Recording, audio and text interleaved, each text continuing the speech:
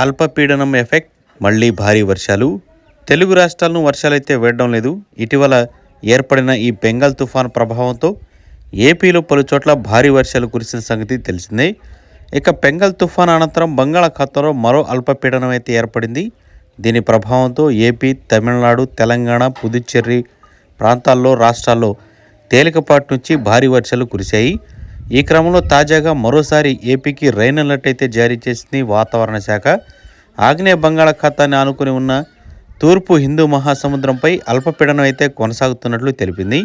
ఆగ్నేయ బంగాళాఖాతంలో ఏర్పడిన అల్పపీడనం రానున్న 24 గంటల్లో మరింత బలపడే అవకాశం ఉందని వాతావరణ శాఖ తెలిపింది. ఇది ఈ నెల 11వ తేదీన శ్రీలంక, తమిళనాడు మధ్య తీరం దాటొచ్చని అంచనా వేసింది.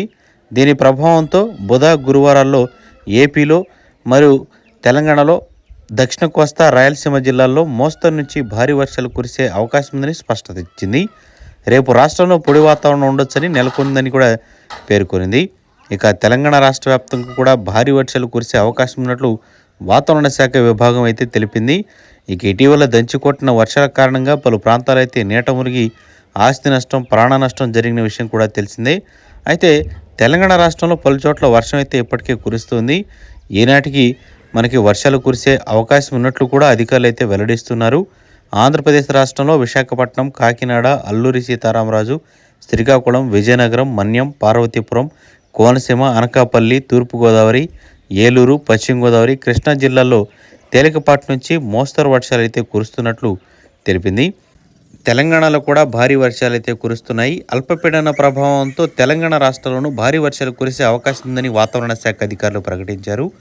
ఇప్పటికే జిల్లాల్లో ఆకాశం అయితే మేఘామృతమై ఉంది. వాతావరణం చాలా చల్లగా అయితే ఉంది. హైదరాబాద్లో పలు చోట్ల చిరుజల్లులు అయితే కురిశాయి. రానున్న 2 రోజుల్లో జయశంకర్, భూపాల్పల్లి, ములుగు, భద్రాద్రి కొత్తగూడెం, ఖమ్మం, నల్గొండ జిల్లాల్లో భారీ వర్షాలు కురుస్తాయని అధికారులు అయితే తెలిపారన్నమాట. ఈ వర్షాల కారణం చేత చలి తీవ్రత అనేది కూడా భారీగా పెరిగింది. వాతావరణం చల్లగా మారుతుండడంతో ఇది వస్తున్నట్లు తెలుపుతున్నారు.